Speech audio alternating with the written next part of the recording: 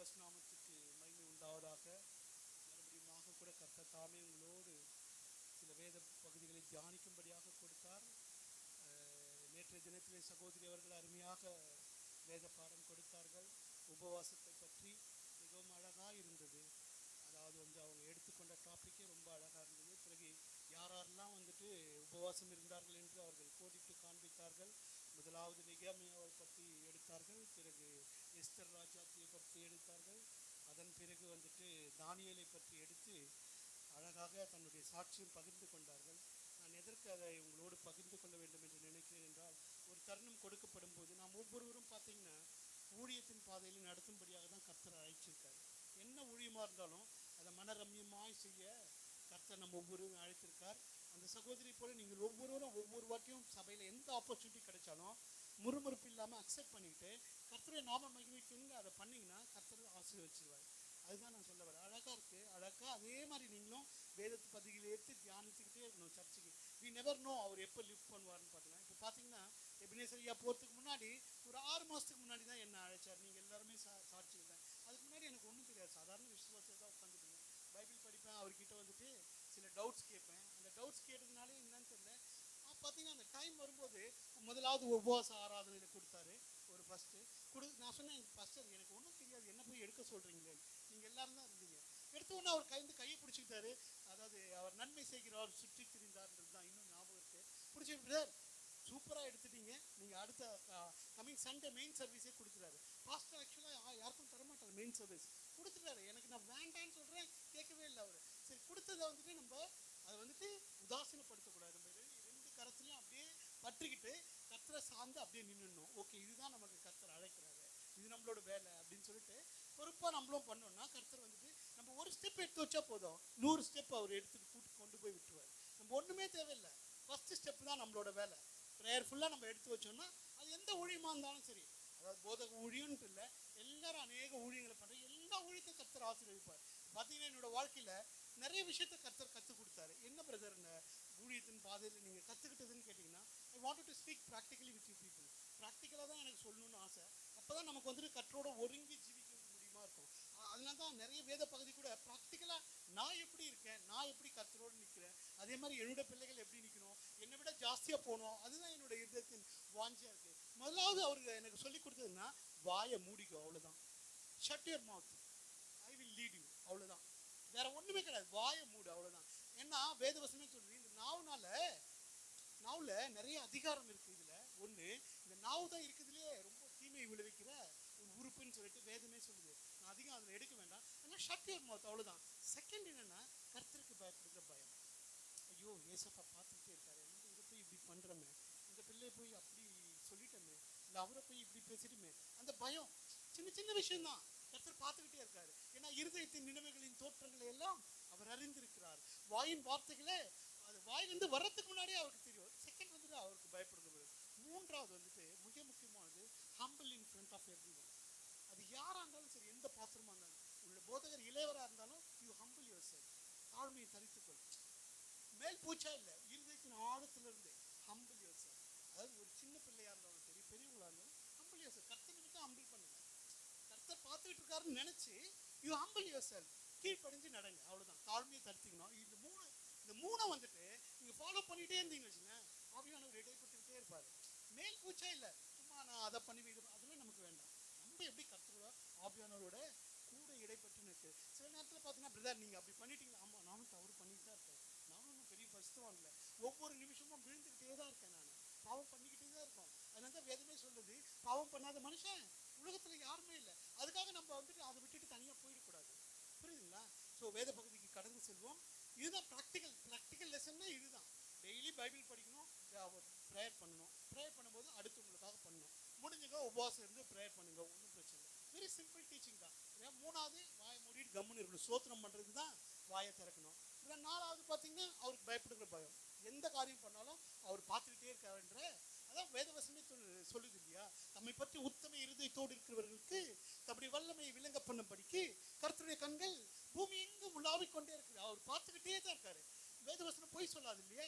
உன்னை என் உள்ளங்கையில் வரைந்திருக்கிறேன் என்றார். நம்ம என்ன பண்றோம்? வாக்குத்தத்த வசனம் கொடுத்துட்டாரு, நல்ல காரியத்துல மட்டும் அதை போய் எடுத்துக்கிறோம், தீமை செய்யும் போது அதை மறந்துடுறோம். No, is looking always he is looking at it. நம் நினைவாகவே அவர் இருக்கார். அவர் உறங்குவதும் இல்லை, தூங்குவதும் இல்லை. Very simple. இதை ஃபாலோ பண்ணிட்டீங்கன்னா போதும். பேசிக் ஸ்டெப் இதுதான். இங்க வந்துருங்க, இங்க இருந்து ஆரம்பிங்க, அவ்வளவுதான். மீதி பேர் ஏதாவது சொல்றாங்களா? ஆமா சொல்லுவாங்க, எல்லாரும் சொல்லுவாங்க. என் சொந்தக்காரங்களே என்ன சொல்லுவாங்க, அவன் சன்னியாசி ஆயிட்டான், அவன் சாமியார் ஆயிட்டான், பைத்தியம் அவன், அப்படிலாம் சொல்லுவாங்க. யூ ஜஸ்ட் இக்னோர் தம். புரியுதுங்களா? அதை பத்தி தேவையில்லை நமக்கு. அடுத்தவங்களோட சாட்சி அதுக்கு, கர்த்தரோட சாட்சி போதும். அப்படியே நின்றுங்க. எல்லாரும் டிமோட்டிவேட் தான் பண்ணுவாங்க. ஆமா வந்துட்டாரு இவர் பரிசுத்தவான் சொல்றதுக்கு சொல்றாங்க இல்லையா, அவங்களே சொல்லுவாங்க. என்ன சொல்லிட்டு தான் இருப்பாங்க. அதுக்காக கர்த்தரை விட்டுற முடியுமா? விடக்கூடாது. ஜஸ்ட் இக்னோர் தம். ஏசப்பா ஸ்தோத்திரம், அந்த ஆத்மாவே நீர் காத்துக்கொள்ளும். நான் இப்படிதான் நினைச்சேன், அவங்க அப்படி நினைக்கிறாங்க, அவர்கிட்ட போய் கன்ஃபர்ஸ் பண்ணிட்டு போயிடுங்க. அதுக்காக அவங்கள ஒன்றும் சொல்லாதீங்க, ஒன்றும் பேசாதீங்க. லக்கிலி அப்படி இருக்கிறதுனால என்னமோ தெரியல, அன்பான தேவ பிள்ளைகளை கர்த்தர் கொடுத்துருக்காரு. இதுவரை இந்த முகத்தை யாருமே சுழிச்சதே இல்லை என்னை பார்த்து. நானும் அவங்க மேல எந்த ஒரு வருத்தமும் இல்லவே இல்லை. அது மட்டும் என்னோட சொந்தங்கள் எல்லாமே என்னை என் மேல ரொம்ப அன்பா இருப்பாங்க. பார்த்தீங்கன்னா நான் சொல்லிக்கிட்டே போகலாம். நான் இதனால இல்லை, நான் கரெக்டாக இருக்கணும் கர்த்தருக்கு முன்னாடி, அவரை நேசிக்கணும் நான் முதலாவது, ரைட்டுங்களா? அதுக்கப்புறம் மீது எல்லாமே அவர் அலைன் பண்ணி கொடுத்துருவாரு. என்னோட வாழ்க்கையில் நான் சொல்ல போனேன்னா எல்லாம் ஆயத்தப்படுத்தப்பட்டு ரெடியாக இருக்கிற மாதிரியே இருக்கும். நான் போய் தேட வேண்டியது ஒன்றுமே இருக்காது, அப்படிதான் இருக்கு. அதுக்காக நான் பரிசுத்தவான் இல்லை, நானும் தப்பு பண்ணிக்கிட்டே இருக்கேன். இந்த பார்த்தீங்கன்னா இந்த ஊழியத்தில் இங்கே ஒரு சாட்சி இருக்காரு. இந்த ஊழியம் எப்படி நிலைப்பட்டதுன்னா, எபினேசர் ஐயா கடந்து போனதுக்கப்புறம் பார்த்தீங்கன்னா கர்த்தர் வந்துட்டு ஒரு, அதாவது வாலிபமான பிள்ளையை எப்படி நடத்துவாருன்னு தெரியாம திகச்சு போய் நின்றுட்டு இருக்கும்போது, let's see what God is going to do அப்படின்னு சொல்லி waiting across. Father you lead it. அது முக்கியமான ஒரு விஷயம் என்னன்னா, தம்பி ஜூலியஸ் அவரை தன்னை தாழ்த்தினார். பார்த்தீங்கன்னா அவர் தான் இந்த சபைக்கு சாட்சியை. தன்னை தாழ்த்தி ஓடி வந்தார். என்ன பிரதர் தாழ்த்தினாரு? எல்லாருக்கிட்டையும் அங்கிள் வாங்க, ஆண்டி வாங்க, சிஸ்டர் வாங்க, மூத்தவங்க எல்லாருக்கும் அவர் மரியாதை கொடுத்து அவர் தன்னை தாழ்த்திக்கிட்டார். தாழ்த்தினால தான் இந்த ஊழியத்தையே கையில் அப்படியே கிரிப்பா வந்துருச்சு. கர்த்தர் செய்வார், அது ஒன்றும் டவுட்டே இல்லை. பட் நாம என்ன செய்யறோம், நாம எப்படி இருக்கிறோம், அதுதான் ரொம்ப முக்கியம். அதுதான் ரொம்ப வெரி வெரி இம்பார்ட்டன்ட். நாம தாழ்த்தி, if you humble in front of others, God will lead you. Otherwise he will not lead you. கடந்து செல்வோம். சென்ற வாரத்தில் நம்ம சில முக்கியமான பகுதிகளை பார்த்தோம். அதாவது இஸ்ரவேல் தேசம் எப்படியாக வந்தது, கர்த்தருடைய நாட்கள் எப்படி இருக்குது, இதோ நாம் கடைசி நாட்களில் வந்துவிட்டோம் என்று பார்த்தோம். பிறகு அதனோடு கூட சேர்த்து நாம் எப்படி அவருடைய ரகசிய வருகைக்கு ஆயத்தமாகி போறோம்னு பார்த்தோம். அதில் சில பகுதிகள் 4-5 பாயிண்ட்களை பார்த்தோம். அதாவது முதலாவது வந்துட்டு மனம் திரும்பி இயேசு கிறிஸ்துவை என் சொந்த இரட்சகர் என்று நாம் ஏற்றுக்கொள்ளணும். இரண்டாவதாக பார்த்தால் முழுக்க ஞானஸ்நானம் எடுக்கணும். தெளிப்பு ஞானஸ்நானம் இல்லை, முழுக்க ஞானஸ்நானம் போதகர்கிட்ட போயிட்டு எடுத்துக்கணும். மூன்றாவது மீட்கப்படும் நாளுக்கென்று முத்திரையாக பெற்ற பரிசுத்த ஆவியை துக்கப்படுத்தாதிருங்கள் என்று வேதவசனது. பரிசுத்த ஆவியின் அபிஷேகத்தை எல்லாரும் கண்டிப்பாக பெற்றுக்கணும். நான்காவதாக முடிவு பரியந்தம் நிலை நிற்பவனே ரட்சிக்கப்படுவார். ஐந்தாவது பகுதியாக நாம் பார்த்தோம் பிரித்தெடுக்கப்பட்ட வாழ்க்கை. உலகத்தின் ஒத்த வேஷம் தெரியாதபடி. அதான் சொன்னேன்ல, என்ன கூட திட்டுறாங்க, என்ன பைத்தியம் அவன் லூஸ், ஏதோ ப்ரேயர் பண்ணிட்டே இருக்கான், இப்படிதான் இருப்பான்னு சொல்றேன். அதான் பிரித்தெடுக்கப்பட்ட வாழ்க்கை. அவங்க அப்படிதான் சொல்லிக்கிட்டே இருப்பாங்க. அவங்களுக்காக நம்ம ஜெபம் பண்ணணும், அவ்வளவுதான். நீங்க நல்லது பண்ணாலும் ஏதாவது சொல்லுவாங்க, கெட்டது பண்ணாலும் ஏதாவது சொல்லுவாங்க. நீங்க வேணா பாத்துங்க, நீங்களே உங்களை ஜட்ஜ் பண்ணீங்க. எல்லாரும் அப்படிதான் இருக்காங்க மக்கள் எல்லாரும். நம்ம அதுக்காக அவங்கள ஒன்றும் சொல்ல முடியாது. கர்த்தரால் உருவாக்கப்பட்ட ஆத்துமாக்கள் ஜனம் சிருஷ்டித்துக்கிட்டே இருக்காரு. அவரு வந்துகிட்டே இருக்காங்க இல்லையா, கோடி கோடியா வந்துகிட்டே இருக்காங்க. ஜென்ரேஷன்ஸ் ஆஃப்டர் ஜென்ரேஷன் வந்துகிட்டே இருக்காங்க. நமக்கு தெரியாது அவரோட சித்தம் என்னன்ட்டு, ரைட்டா? we are nobody to judge anybody. யாரையும் நம்ம வந்து ஜட்ஜ் பண்ணவே தெரியல. கர்த்தருடைய பாதத்துல ஒப்பு கொடுத்துருங்க, அவ்வளவுதான். சப்போஸ் பிடிக்கலையா நேரில் போய் சொல்லுங்க, பிரதர் சிஸ்டர் இப்படி பண்ணாதீங்க, எனக்கு வருத்தமா முடிஞ்சிச்சு. அவங்க திட்டினாலும் சரி, திட்டினா அட்லீஸ்ட் நீங்க சொல்லிட்டீங்கல்ல, அதுக்கடுத்து அவர் உங்களை பார்க்கும்போது யோசிப்பாரு, ஓகே நம்ம அவங்க எதுக்கு ட்ரபிள் பண்ணலாம், போட்டோம் அவர் நடத்துட்டோம் அப்படின்னு விட்டுருவாரு. So practically அணுகிடுங்க. பிரித்தெடுக்கப்பட்ட வாழ்க்கையை நம்ம வாழணும். அதுக்கப்புறம் சுவிசேஷம் அறிவிச்சு ஆத்மா ஆதாயம் பண்ணி இந்த உலகத்திலிருந்து கர்த்தர் அழைக்கும் போது நம்ம போயிடணும். உயிரோடு இருக்கிற நம்ம போயிடுவோம். அதான் 1 தெசலோனிக்கர் 4 பார்த்தோம். ஒரு வசனம் இருக்கு, அதை படிக்க வேண்டாம், இதுதான் பார்த்தோம். இதோட முடிஞ்சிச்சா பிரதர்னா? இல்லை, இதோட முடியல. இன்னும் 2-3 ஸ்டெப்ஸ் இருக்கு. அது என்னன்ட்டு உங்களுக்கு சொல்றேன், யாரும் வருத்தப்படாதீங்க, கொஞ்சம் கடினமா இருக்கும். மத்திய எழுதின சுவிசேஷம் 7ஆம் அதிகாரம் 12-14. மத்திய 7:12.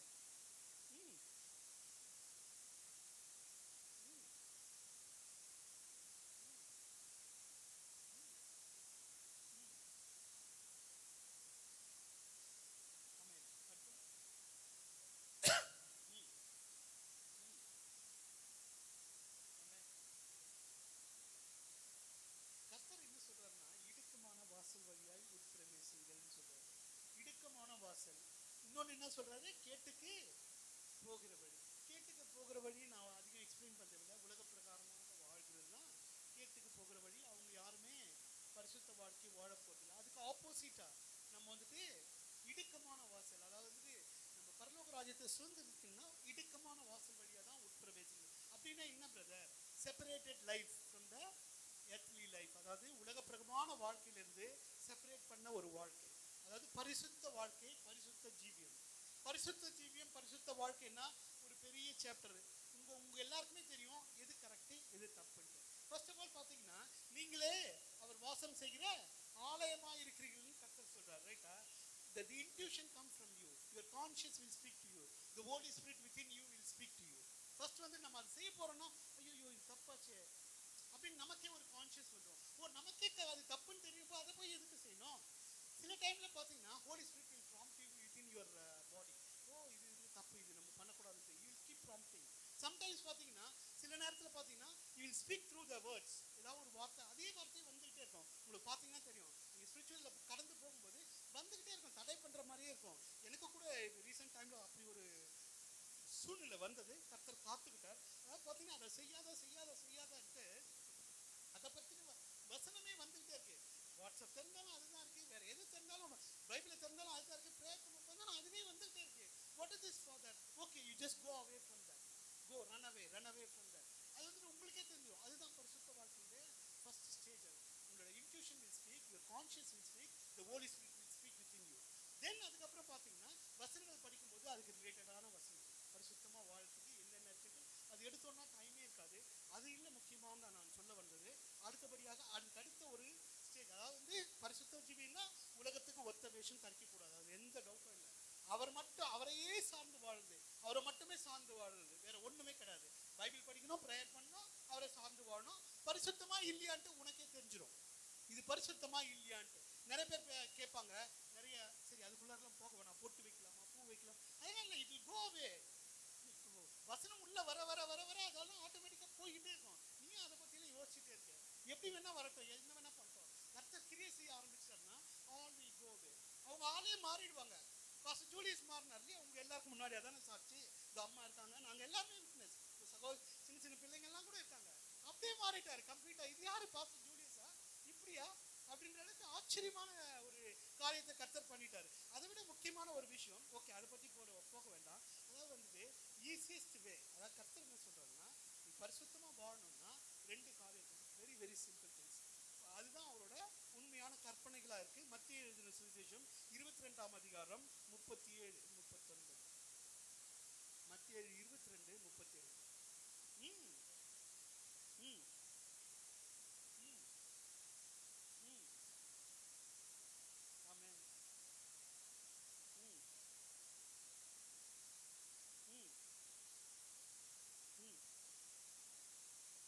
முடிஞ்சு போச்சு. ரெண்டு தான், ரெண்டே கற்பனை. பழைய ஏற்பாட்டு காலத்துல எத்தனை கற்பனைகள் கொடுத்தாரு மோசேக்கு? 10 கற்பனைகளா? இப்ப புதிய ஏற்பாட்டு காலத்துல ஏசப்பா வந்து அடிக்கப்பட்டு ரட்சிப்பு மீட்பை கொடுத்துட்டு ரெண்டு தான் ஃபாலோ பண்ண சொல்றாரு. ஒண்ணு, உன் முழு இருதயத்தோடும், உன் முழு ஆத்மாவோடும், உன் முழு பலத்தோடும் உன் தேவனாகிய கர்த்தருக்கு நீ அன்பு கூறுவாயாக.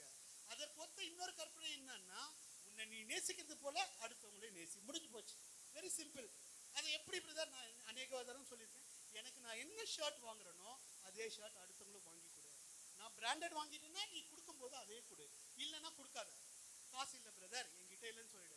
நான் அடையாறு ஆனந்த் பவன்ல ஸ்வீட் வாங்குறேன்னா அடுத்தவங்களுக்கு ஸ்வீட் தான். அதே தான், சிம்பிள். ப்ராக்டிக்கலாக சொல்ல போனேன், சிம்பிள் டேர்ம்ஸ்ல இவ்வளோதான். நான் அடையாறு ஆனந்த் பவன்ல வாங்கி சாப்பிட்டுட்டு இங்கே போய் சரவணா ஸ்டோர்ல போயிட்டு 110 ரூபா கூர் 2 ரூபாய்க்கு வாங்கி போய் கொடுக்காதீங்க. அதில் ஆசீர்வாதம் இல்லை. நான் சொல்லுவேன் உங்களுக்கு, ஏன் பிரதர்னா ப்ராக்டிக்கலாக இன்னும் ஒரு காரியத்தை உங்களுக்கு சொல்ல விரும்புகிறேன். அப்படி பெஸ்ட்டை கொடுக்குறவங்களுக்கு கர்த்தர் ஆசீர்வதிச்சுட்டே இருக்காருங்க. என் கண் மூடியாண்டி நான் பார்க்குறேன். நீங்கள் எல்லாரும் பெஸ்ட்டு தான் கொடுக்குறீங்க, அது எந்த டவுட்டும் இல்லை. அதை வந்துட்டு முக்கியமாக என்னோட வாழ்நாளில் நான் பார்த்தது, ப்ராக்டிக்கலாக பார்த்தீங்கன்னா, நான் அவங்களை பெருமைப்படுத்துறதுக்காக சொல்ல, ஒரு 2-3 பாத்திரங்களை மட்டும் உங்களுக்கு முன்பாக குயிக்காக சொல்லிடுறேன். அந்த கிரீட்டா சிஸ்டர் இருக்காங்க, ஜான்சன் கிரீட்டா சிஸ்டர். அவங்க மேலே இருக்கிற அந்த ஆசீர்வாதம் என்னன்னா, த பெஸ்ட் கொடுப்பாங்க. நீங்கள் எப்போ போனாலும் அம்மா உட்காந்துருக்கா, ஜூலியஸ் வச்சுருக்கா, அவர் எப்படி தான் அவளை ஆயத்தப்படுத்துவார்னு தெரியும். பெரிய பஃபே ரெடி பண்ணிடுவார். சர்ச்சிலேருந்து வர எல்லாருக்கும் அதுதான் கொடுப்பாங்க. அவங்க பெஸ்ட்டு. அவரை பார்த்தீங்கன்னா அப்போ தான் ட்ராவல் பண்ணிட்டு வந்திருப்பாரு. கண்ணெல்லாம்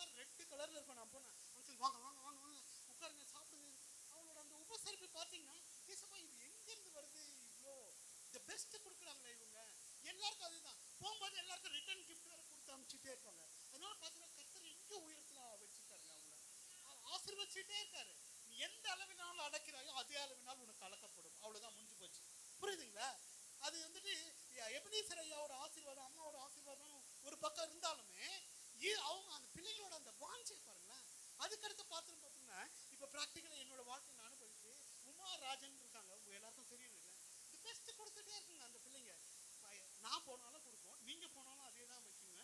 அதே மாதிரி வேலைக்காரன் வந்தாலும் கொடுப்பாங்க, வீட்டில் வெளியூர்ல இருந்து வந்தாலும் கொடுப்போம், கொடுத்துட்டே இருக்குங்க. நான் கூட யோசிப்பேன், ஏசப்பா இந்த பிள்ளைங்களுக்கு எங்கேருந்து இந்த அந்த அந்த ஹார்ட்ஸ் இருக்குல்ல கொடுத்துட்டே இருக்கும். யோசிக்க மாட்டாங்களா?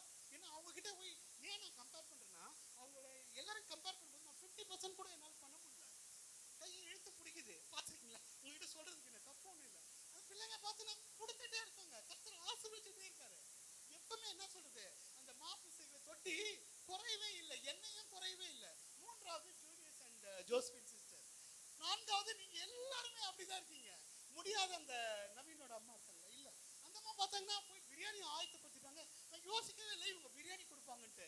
அன்னைக்கு கண்ணிருந்து அழுகாச்சியே வந்துட்டு. ஏன் பிரதர்னா, முடியாத ஒருத்தர் தன்னோட சக்திக்கு மீறி பண்ணும்போது டச் பண்ணி இந்த ஆட்டை வந்துட்டு இந்த பிள்ளைங்க வந்துட்டு பண்றாங்களே கிறிஸ்துவின் அன்பு நிமித்தம்ல, நீங்க அதை மட்டும் பண்ணுங்களேன் போலாம். நீங்க எல்லாமே பண்றீங்க. அன்னைக்கு கூட பார்த்தோன்னா நிறைய ஃபுட் வேஸ்ட் ஆயிடுச்சு.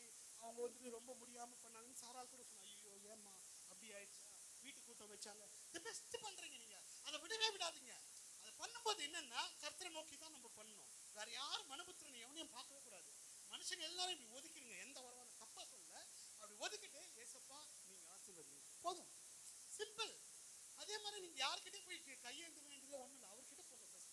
நம்ம கிட்ட இருக்கிற ஒரு பெரிய தப்பு என்னன்னா, பெரிய விஷயத்துக்கு தான் அவர்கிட்ட போறோம், சின்ன சின்ன விஷயத்துக்குலாம் நம்மளே நம்ம சுயத்துல நிக்கணும்னு பார்க்கணும். இது என்னால பண்ணிட முடியும், இது நான் பண்ணிடுவேன், அப்படி வேண்டாம். சின்னதா பெரியது அவர்கிட்ட ஒப்பு கொடுத்து வாழ்வேன். அதாவது ஏன் சொல்ல வந்தேன்னா, அவங்களோட பிளெஸிங் பார்த்தீங்கன்னா கம்பேரே பண்ண முடியாது. இது பெஸ்ட் கொடுத்துட்டே இருக்காங்க, கர்த்தர் பெஸ்ட் கொடுத்துட்டே இருப்பார். அவங்களோட எண்ணமே அப்படிதான் இருக்கும். ப்ராக்டிக்கலா வாழ்றாங்க பாருங்களேன். என்னோட சகோதர சகோதரி எல்லாரும் அதை பிடிச்சிக்கணும்னு ஆசை எனக்கு. முடிஞ்ச அளவுக்கு நம்மளால என்ன பெஸ்ட், எல்லாரும் அவங்க பண்ண முடியாது நம்ம கிட்ட வசதி இல்லாதானே பண்ண முடியாது. பட் முடிஞ்ச அளவுக்கு கர்த்தருடைய காரியம் வரும்போது பெஸ்ட் கொண்டு போய் இறக்குங்க, கொடுத்துருங்க. கர்த்தர் ஆசீர்வதிச்சுவாரு. ரெண்டு காசுலாம் வச்சிருந்தாங்க அந்த ஏழை விதவை இல்லையா, 2 காசு தான். அடுத்த ஜீவனே இல்லை. அந்த அம்மா அந்த 2 காசும் ஃபுல்லா போட்டுறாங்க. என்ன ஒரு காசு வச்சுட்டு ஒரு காசு போட்டுருவாங்க இல்லையே, கொடுக்குறாங்க. கர்த்தர் அதை தான் பார்க்குறாரு இல்லையா. அதுக்காக சொல்ல வரேன் நான். அதாவது இந்த 2 கற்பனைகள் தான் நம்ம இடுக்கமான வாசல் வழியா உட்பிரவேசிக்கிறாங்க.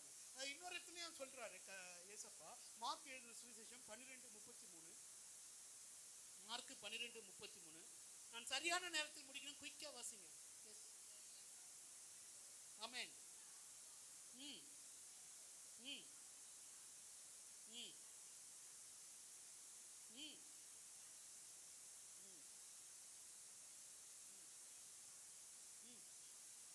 எதை விட முக்கியமா இருக்குதான் இது, பலிகளை பார்க்கிலும் முக்கியமானது இதுன்னு வேதமே பதிவிடுகிறது. ஸோ நீங்க அன்பு ஒன்று தாங்க. அதாவது எபனேசர் ஐயா இருக்கும்போது சொல்லுவார், அவர் ப்ரேயர் பண்ணும்போது எங்கள் அன்பின் ஆண்டவரேன்னு தான் கூப்பிடுவார் இல்லையா. அன்பு ஒன்று தான். பலிகளை பார்த்து நீ என்ன பலி செலுத்தினாலும், நீ என்ன காரியம் பண்ணாலும் அதை விட மேன்மையானது எது, அன்பு கூறுது தான். ஒரு மேல அன்பு கூறுது.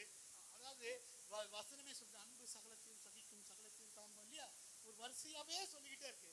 அன்பு கூறுறது மட்டும்தான். இந்த 2 கற்பனைகள் நம்ம ஃபாலோ பண்ணோம் இடுக்கமான வாசல் வழியா இப்போ உட்பிரவேசிச்சிருக்காங்க. அதுக்கு முன்மாதிரியாவே பிதாவாகிய தேவன் அதை வந்துட்டு முன்மாதிரியா நமக்கு செஞ்சு காமிச்சிருக்காரு. என்ன பிரதர் பார்த்தீங்கன்னா, the best word for the அன்புக்கு என்ன சொல்லுவாங்க எல்லாருமே, எந்த வார்த்தையை சொல்லுவாங்க? ஜான் 3:16 இல்லையா. நம்முடைய ஒரே பேரான குமாரனை விசுவாசிக்கிறவன் எவனோ அவன் கெட்டு போகாமல் நித்திய ஜீவனை அடையும்படிக்கு அவரை தந்தருளி எவ்வளவாய் உலகத்தில் அன்பு கூறுகிறார் இல்லையா. அதாவது வந்துட்டு பிள்ளைங்களுக்கு உடம்பு சரியில்லைன்னா, ஒரு ஜுரம் வந்துருச்சுன்னு வச்சுங்களேன், குழந்தைக்கு அம்மா தூங்குறதே இல்லை, சாப்பிட்றதே இல்லை, அப்பா வேலைக்கு போறதே இல்லை, எவ்வளோ அன்பு இல்லை பிள்ளைங்க மேல இல்லை நமக்கு. அந்த ஒரு பிள்ளைய தெரிஞ்சு பிதாவாகிய தேவன், நீ போ, உலகத்தின் பாவத்தை எல்லாம் நீ சுமந்து நீ அந்த சிலுவையில பலியா உன்னை செலுத்தின்னு அனுப்புறாருன்னா பிதாவுடைய அன்பு யோசிச்சு இல்ல. என் சின்ன பிள்ளைக்கு உடம்பு சரியில்லைன்னா பசியே எடுக்காது, சரா தூங்க மாட்டா, நான் இப்படியே அலைஞ்சிட்டே இருப்போம். எல்லா பிள்ளைக்கும் இப்போ சின்ன பிள்ளைங்கலாம் இருக்கு, நம்ம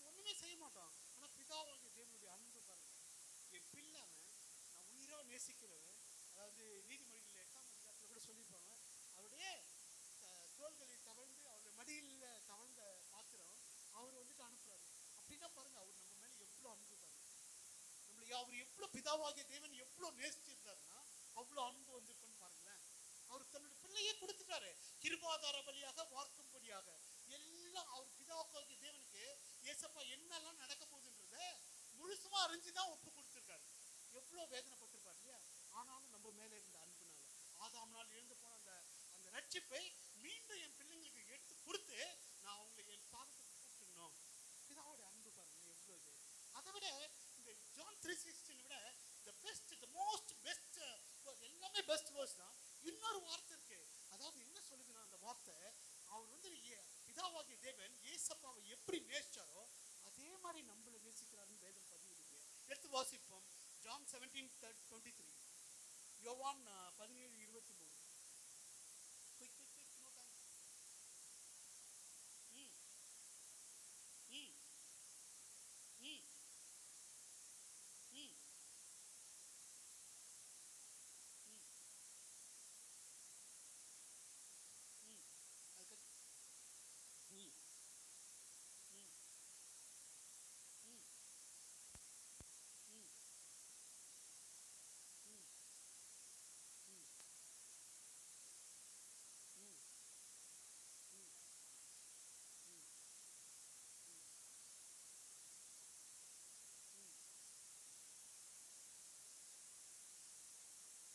என்னவா, நீர் என்னிடத்தில் வைத்த அன்பு அவர்களிடத்தில் இருக்கப்படுத்தும்.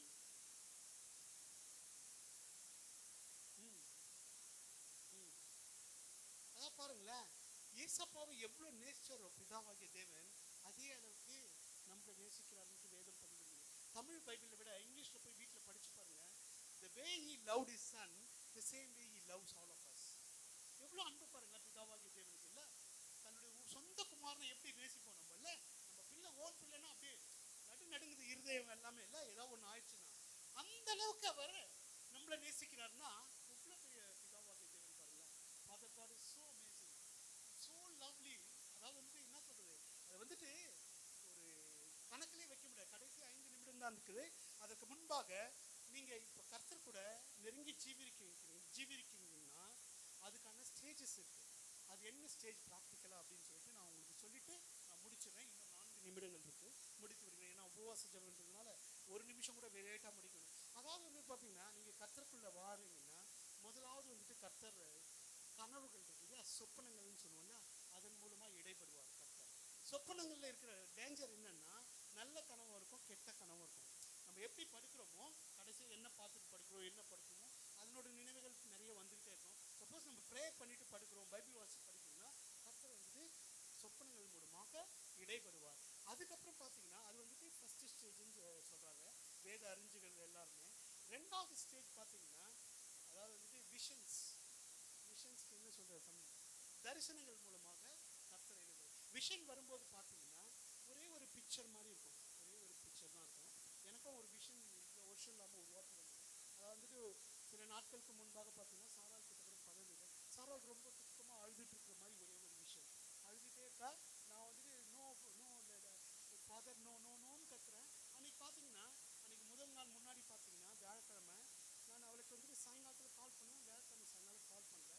வெள்ளிக்கிழமை கால் பண்ணலான்னு ஃபோன் எடுத்தா ஓகே ஃபாஸ்டிங் ப்ரேயர் போயிருப்பா. எப்போவே ஃப்ரைடே லஞ்சுக்கு அப்புறம் தான் கூப்பிடுவேன். லஞ்சுக்கு அப்புறம் கூப்பிடலான்னு பார்த்தோன்னா லஞ்சுக்கு அப்புறம் கூப்பிட முடியல. சாயங்காலம் 4 மணி ஆயிடுச்சு, அங்கே நம்ம ஒரு 6 மணி ஆயிடுச்சு.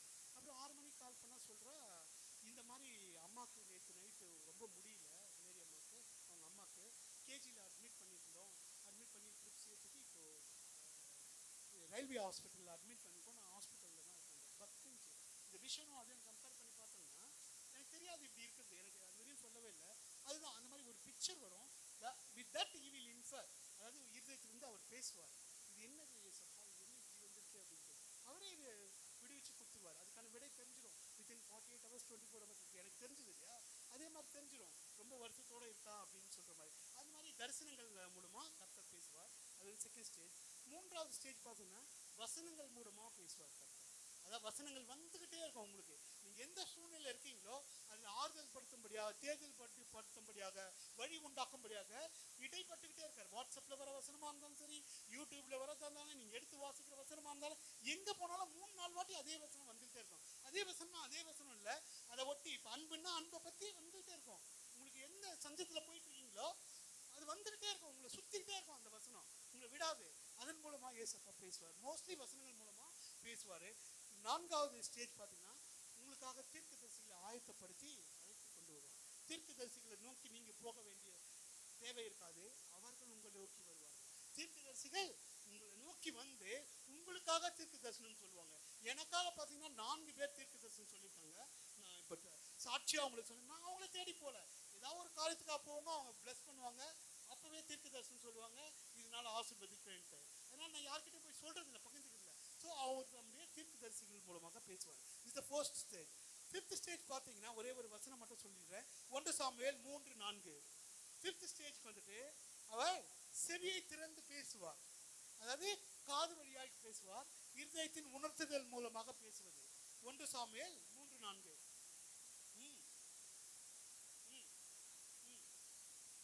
என்ன பண்றாரு ஏசப்பா? சாமுவேல கூப்பிடுறாரு. சாமுவேலுடைய காதுகளுக்கு அது கேட்குது. அதாவது தீர்க்கதரிசிகள்லாம் இருக்காங்கல்ல, அவங்களுக்கு வந்துட்டு 2 விதமா பேசுவார். அதாவது ஒன்று வந்து காதுகள்ல பேசுறது, 2வது இருதயத்தில் உணர்த்துதல் கொடுக்குறது. அதாவது தாவீது சொல்லும்போது பார்த்தீங்கன்னா, யுத்தத்துக்கு கிளம்பும் போது அவன் சொல்றான், அந்த முசக்கட்ட செடியின் நுனி அசைவை அறிந்து கொண்டது போல அப்படின்னு வேத வசனம். நான் அடிக்கடி அதை வந்து வச்சு ப்ரேயர் பண்ணுவேன். தாவீது உணர்ந்து கொண்டது போல தகப்பனே, உணர்வுள்ள இருதயத்திற்காக. உணர்வுள்ள இருதயத்தை தருவார், செவிகளிலும் பேசுவார். That is the 5th stage. அந்த லாஸ்ட் ஸ்டேஜ் பார்த்தீங்கன்னா, முகமுகமாய் தரிசிக்கிறது. மோசேயை போல முகமுகமாய் தரிசிப்பது. யாத்ராமத்தின் புஸ்தகம் 33ஆம் அதிகாரம் 11ஆம் வசனம். யாத்ராமம் 33:11. சரி, நேரம் இல்லை, நீங்க வீட்டில். ஆமென்,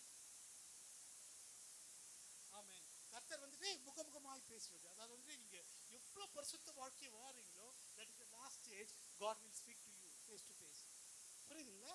ஸோ ஏன் இதை பிரதர் சொல்றீங்கன்னா, நீங்க பரிசுத்த வாழ்க்கையில மேல மேல மேல போக போக இது வந்துட்டு ஒப்பிட்டுக் கொள்வதற்கு உங்களுக்கு ஈஸியா இருக்கும். ஃபர்ஸ்ட் கனவுகள், சொப்பனங்கள், 2வது தரிசனங்கள், 3வது வசனங்கள் மூலமாக இடைபடுவார், 4வது தீர்க்கதரிசிகளை கொண்டு பேசுவார், 5வது செவியை திறந்து பிரத்யட்சமா பேசுவார் அல்லது இருதயத்தில் உணர்த்துதலை கொடுத்து பேசுவார், 6வது கடைசி ஸ்டேஜ் முகமுகமாய் மோசேயை போல பேசுவார்.